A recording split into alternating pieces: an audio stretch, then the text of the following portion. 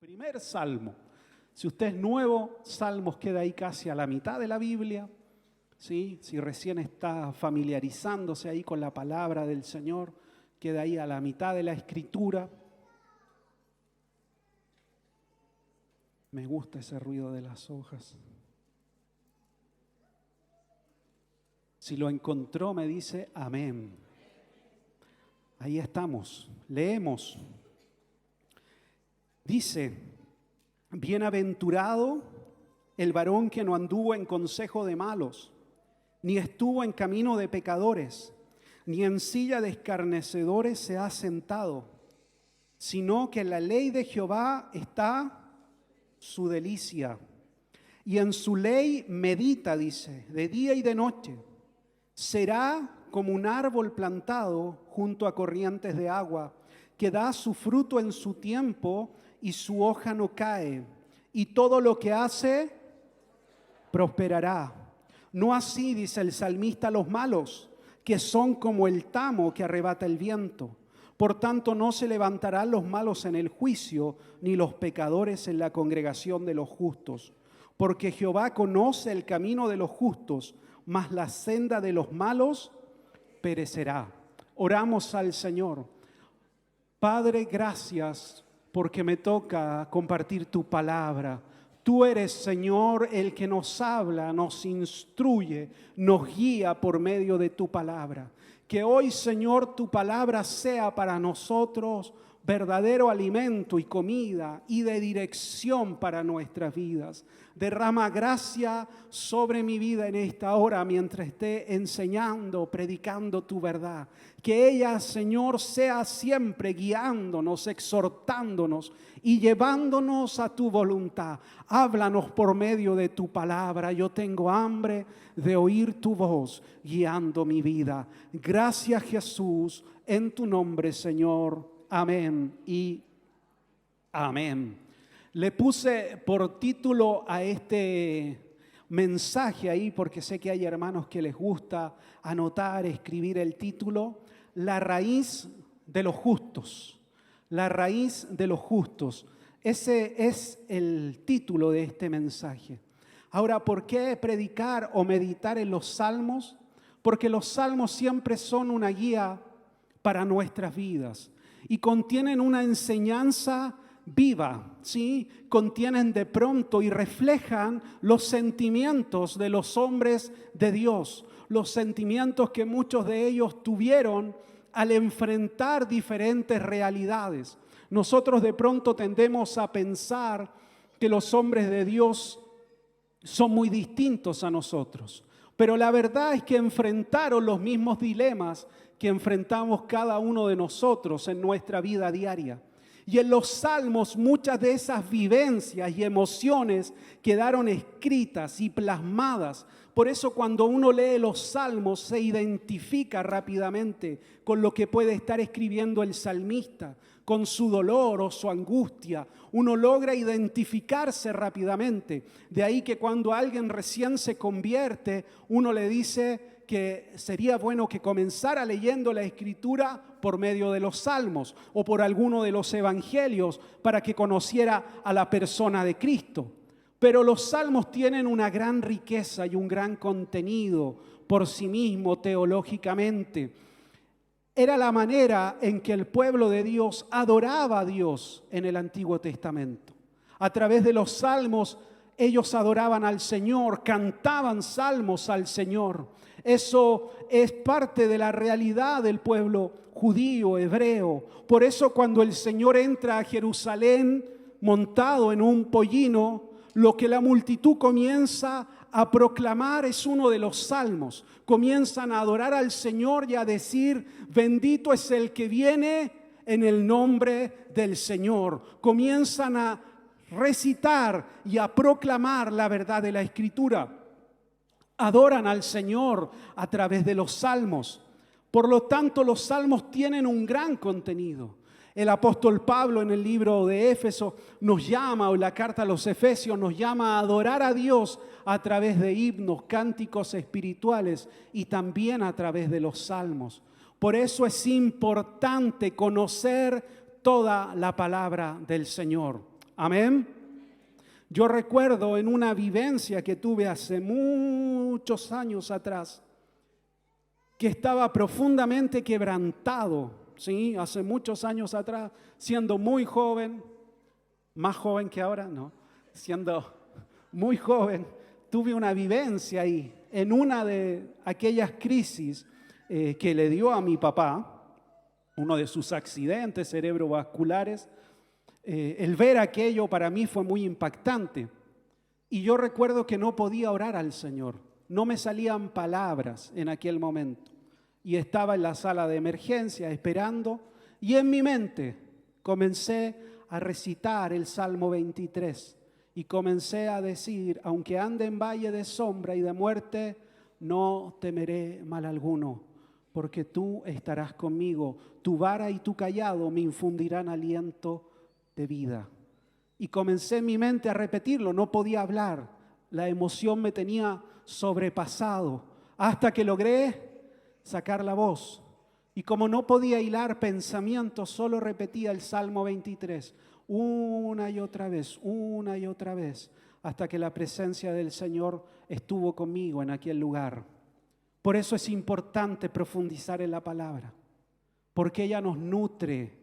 Y cuando somos puestos a prueba, lo que salga de nosotros sea la palabra del Señor, sea la verdad de Dios para enfrentar el día de la adversidad.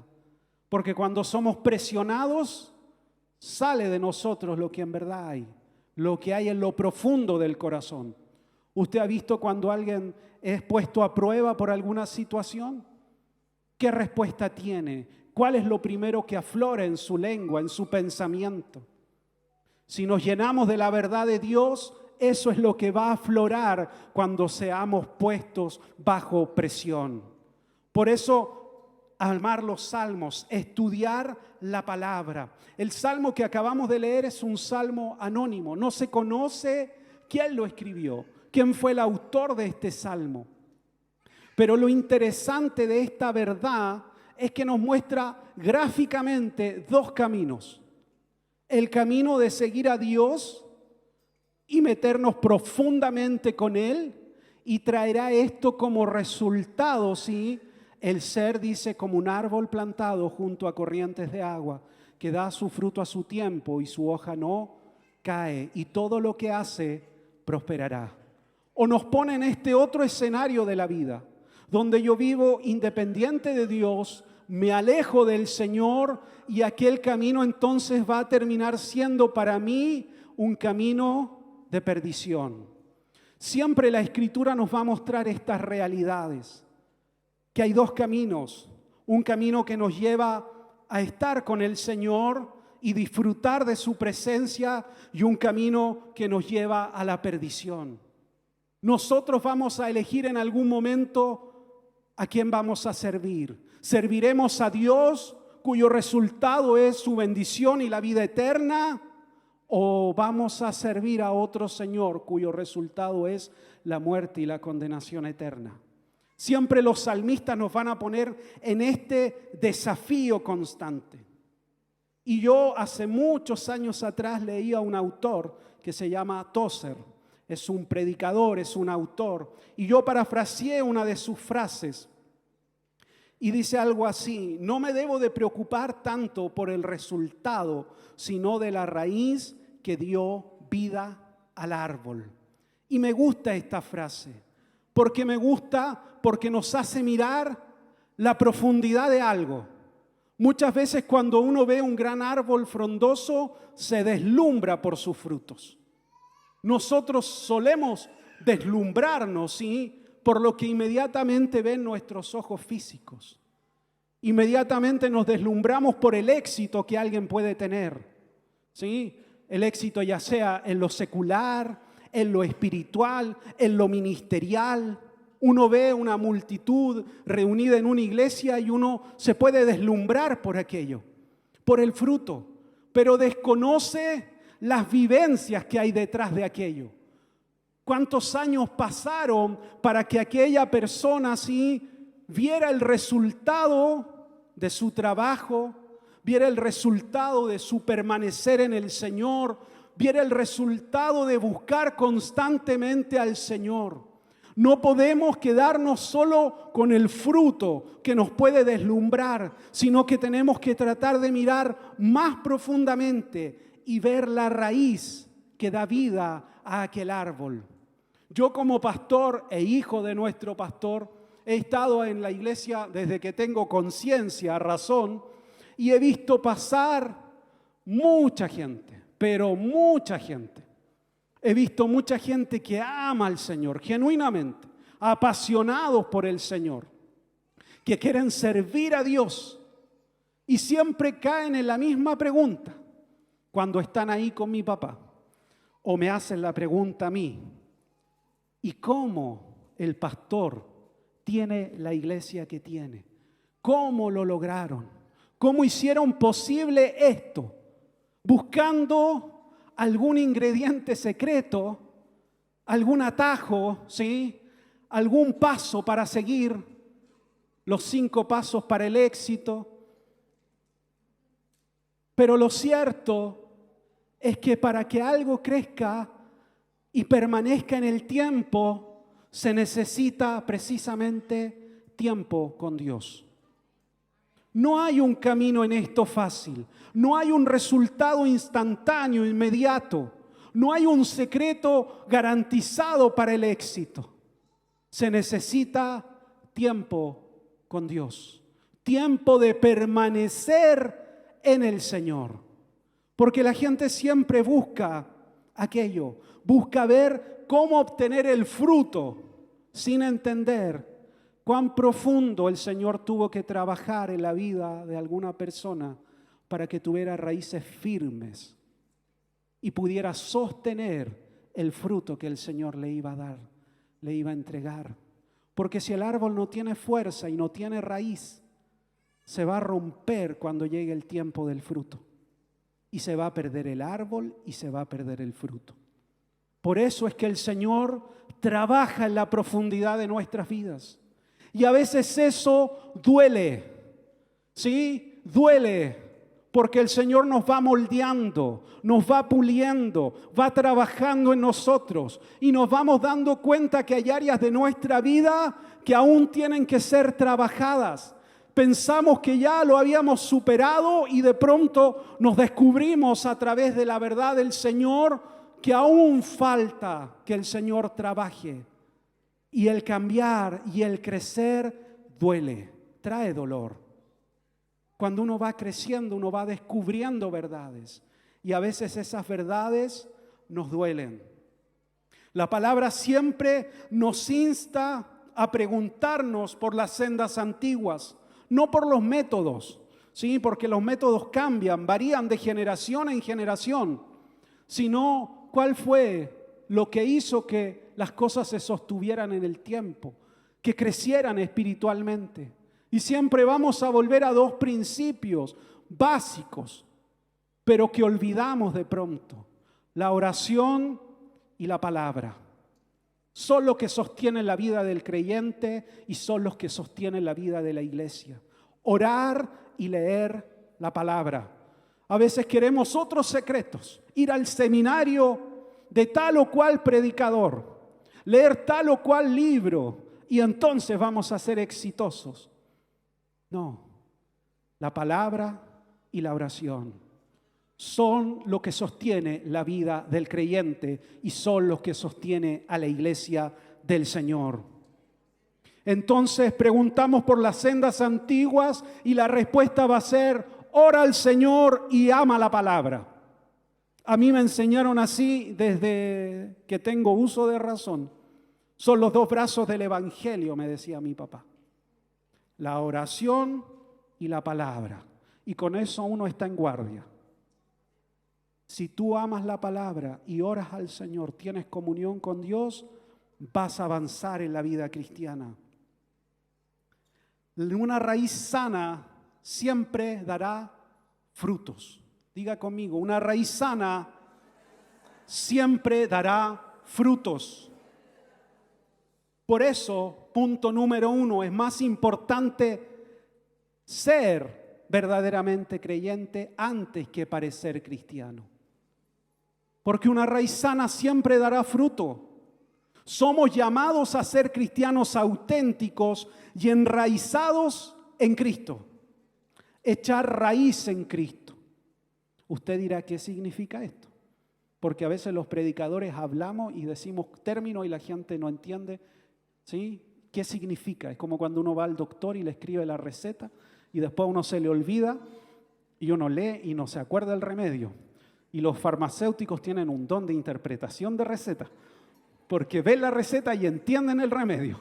Inmediatamente, a veces yo no entiendo nada, el farmacéutico lo ve y me dice, ya, ¿cuánto necesita? A veces los predicadores hacemos lo mismo. ¿Qué significa ser enraizados en Cristo? Hay una parábola que el Señor hace en Mateo capítulo 7, donde enseña que hay dos hombres, uno que lo llama sensato y a otro lo llama insensato o necio. Y dice que estos hombres, cada uno construyó una casa. Uno la construyó sobre la roca y el otro lo construyó sobre la arena o las dunas de Concón. ¿Sí? No leyeron la Biblia. Yo le dije a la Yeran, esos arquitectos no leyeron la Biblia. Jamás hubieran construido ahí. Hay dos tipos de personas, dice. Uno sobre la roca y otro sobre la arena. Ahora, dice, el que oye, ¿sí? Y solo oye, es bendecido, pero está construyendo sobre la arena. Pero el que oye, dice, y obedece, está construyendo sobre la roca. Ahora, ¿obedecer qué? Obedecer las enseñanzas del Señor. Porque Jesús venía desde el capítulo 7 de Mateo, Sermón del Monte, y venía enseñando. Y enseñando una teología práctica, ¿sí? Enseñando que si alguien nos hace mal, nosotros debemos de amarlo y pedir a Dios por él. Enseñando que si alguien quiere ser mayor, debe ser servidor de todos. Enseñando a que no sean como los religiosos o los fariseos, decía, que hacen ayuno y denudan, ¿sí?, su cara en público, demostrando que están ayunando. O cuando van a ofrendar, dice, lo hacen exageradamente para ser reconocidos públicamente. El que oye lo que yo estoy enseñando, dijo Jesús, y lo aplica en su vida diaria, entonces lo voy a comparar con aquel hombre que construyó sobre la roca. Y la roca es Cristo, porque estamos parados sobre la verdad de Cristo. Y ahí entonces es donde yo como creyente debo de enraizar mi vida. Ahí es donde voy a ser sostenido, porque estoy construyendo no sobre mi verdad, sino sobre la verdad de Cristo. Y cuando venga el viento recio, no voy a caerme, ¿sí? No me voy a quebrar, porque estoy sobre la roca que es Cristo el Señor. Jesús lo ilustró así. Entonces, ¿hay bendición en escuchar? Sí. Pero mayor bendición hay en escuchar y obedecer. Entonces, la condicionante en el Salmo 1 es que para ser un árbol plantado junto a corrientes de agua, debo de deleitarme en la palabra de Dios y meditar en ella. Eso me va a llevar a ser como un árbol plantado junto a corrientes de aguas, que da su fruto a su tiempo y su hoja no cae, y todo lo que hace prosperará. Esa es la condicionante. Meditar, deleitarme en la palabra del Señor. Porque yo puedo obedecer a la verdad de Dios, pero no deleitarme en ella. Puedo acatar, pero no hacer de aquello mi deleite. ¿Usted ha obedecido cuando era niño? Uno obedecía de mala gana. Sí, a mí me mandaban a hacer la cama, me carga lavar la loza. Y ahí iba uno hacia la cama, es que no hay que lavar la loza. Y uno obedecía, pero no se deleitaba en eso. No iba gozoso, así voy a ir a lavar la loza, qué felicidad.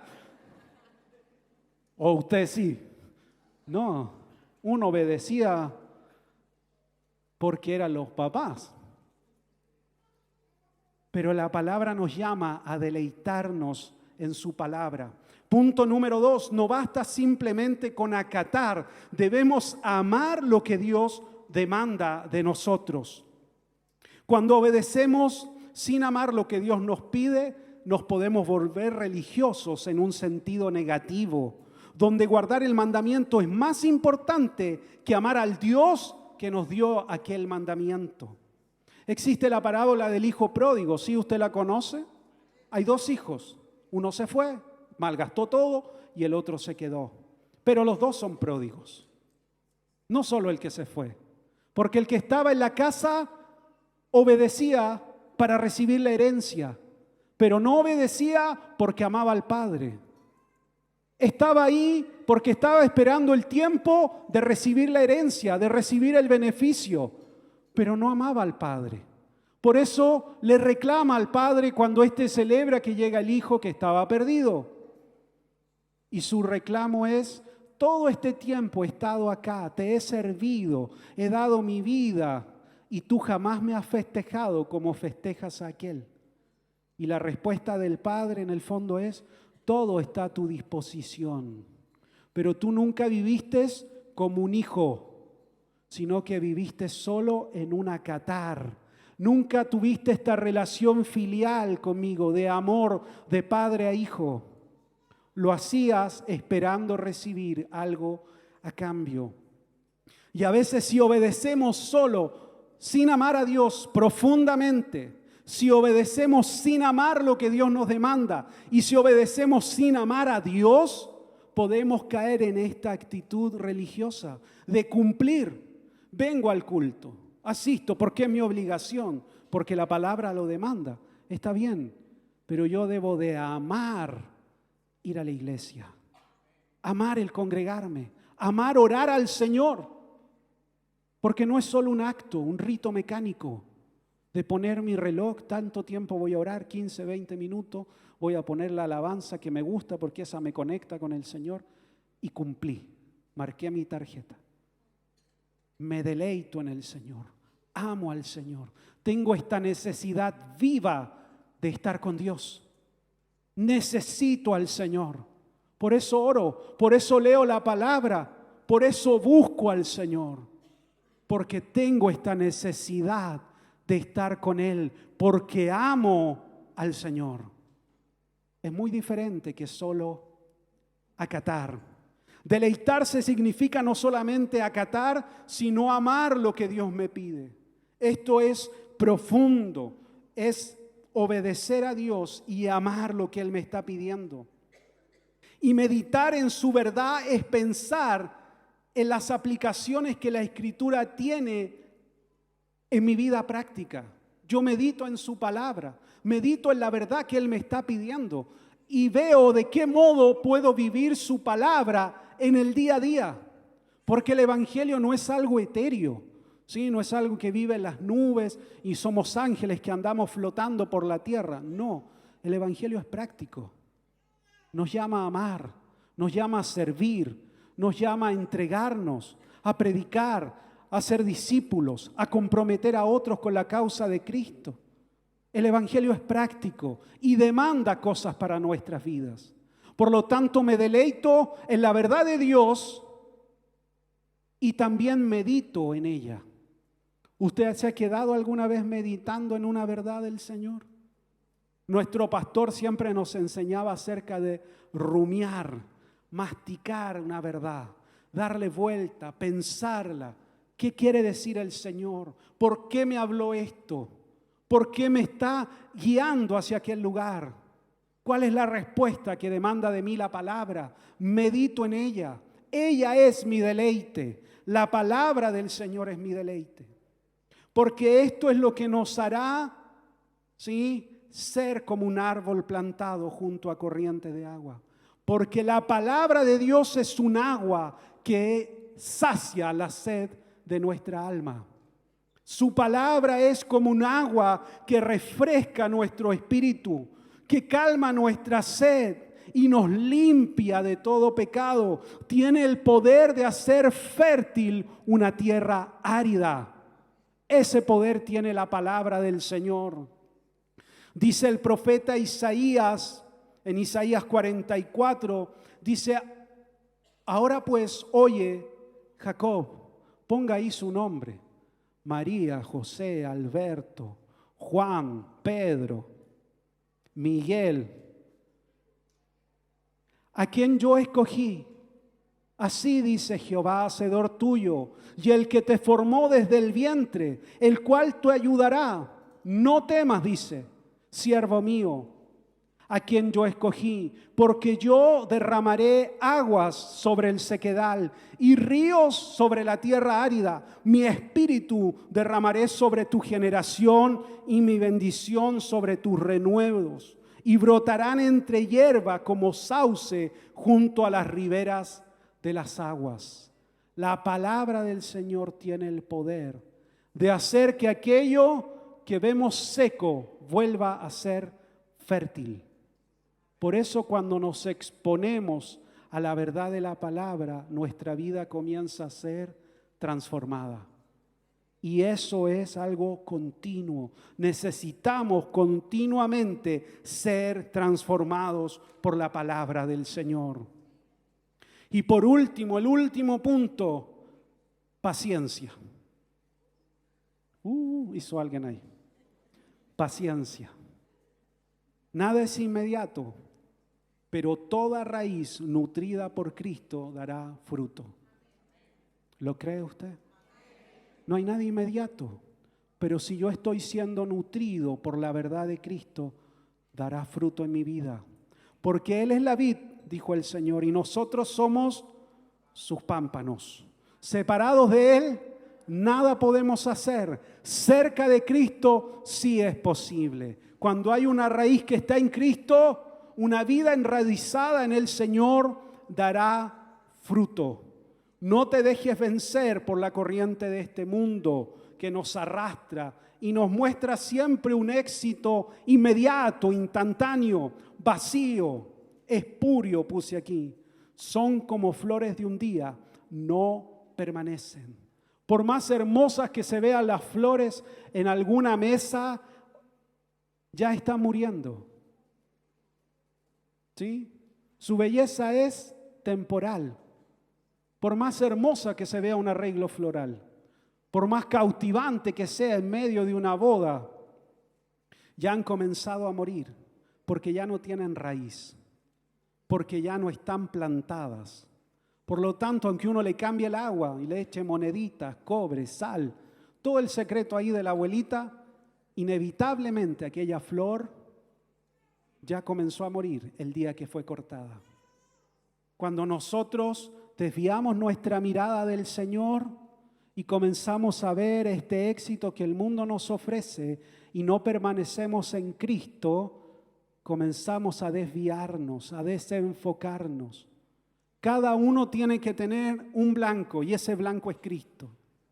No podemos compararnos con otros, ver que el de allá está obteniendo tal resultado o que aquella persona tomó tal decisión y tal es su resultado. No, yo estoy enfocado en Cristo. Él es mi blanco, a Él sigo. Estoy enfocado en el Señor, porque si comienzo a desviar mi mirada, mi corazón también comienza a desviarse.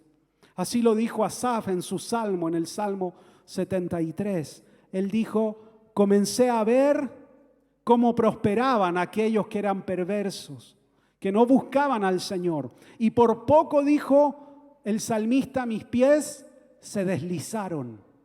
No es que cayó abruptamente, no es que iba caminando y se cayó. No, usa este término deslizar. Es algo paulatino, no es algo instantáneo, inmediato. Y así comienza también en nuestro corazón. Poco a poco comenzamos a dejar la verdad de Dios y a reemplazar al Señor por otra verdad. Y es algo sutil, hasta que de pronto nos vemos envueltos en otros escenarios. Cuando deberíamos estar en la casa del Señor, de pronto nuestros pies están en otro lugar, porque fuimos deslizándonos poco a poco, porque dejamos de mirar al blanco perfecto que es Cristo. Amén. Paciencia, paciencia. El salmista nos dice: bienaventurado el hombre que no anduvo en consejo de malos, ni en silla de escarnecedores se ha sentado. No se rindió a este mundo ni a su sistema, permaneció en Dios y permaneció en su palabra y en su verdad. Permanecer en Dios nos dará siempre como resultado el que seremos un árbol firme en la casa del Señor. Y estaremos con el Señor y en su presencia constante y continuamente. Quiero cerrar con un salmo. Lo voy a buscar yo. Con el Salmo 92, 12 al 15. El justo dice: florecerá como la palmera, crecerá como cedro en el Líbano, plantados en la casa de Jehová, en los atrios de nuestro Dios florecerán. Aún en la vejez fructificarán, estarán vigorosos y verdes. El justo florecerá como la palmera, crecerá como el cedro en el Líbano. Y el cedro, ¿sí?, tiene una característica muy especial. Primero, que es un árbol muy codiciado, se asocia con la realeza.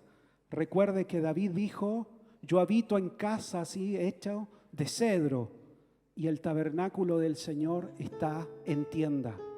Los reyes usaban para construir su recámara de cedro.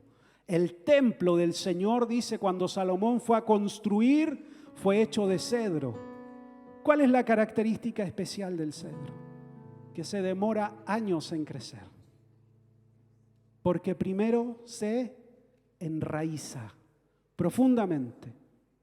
Después de 20 años comienza a crecer a una velocidad normal. Antes de eso es un árbol de muy lento crecimiento. ¿Por qué necesita enraizarse tanto? Porque es un árbol que llega a crecer casi 80 metros. Y dice que pueden vivir casi 1000 años. Por eso el salmista, inspirado por el Espíritu Santo, nos compara a que seamos como aquel árbol. No nos aceleremos, no pensemos, sí, que estamos avanzando poco en nuestra vida espiritual, que las cosas no se dan a la velocidad que yo espero, que quisiera tener más resultados y nos deleitamos y nos nublamos por el fruto de otros. Permanezcamos en el Señor, porque Él está trabajando en nosotros. Nos está enraizando en Él, en Cristo. ¿Para qué? Para permanecer. Porque creceremos. Aunque ahora nos vean en un lento proceso, vamos a crecer. Y vamos a permanecer en el Señor. Yo siento la presencia del Señor.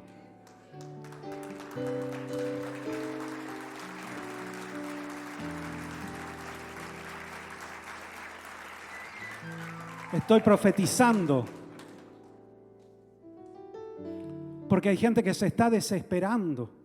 Y cuando uno se desespera, se mueve. Toma decisiones apresuradas, equivocadas. Porque no ve resultado. El Señor está trabajando en tu vida. Está formando tu carácter, está formando tu corazón. Te está enraizando. Y parece que no avanzo. Sí, parece que no se dan las cosas en la medida que yo quiero. Con la velocidad que yo quisiera. Con las expectativas que tengo. Pero el Señor te está formando.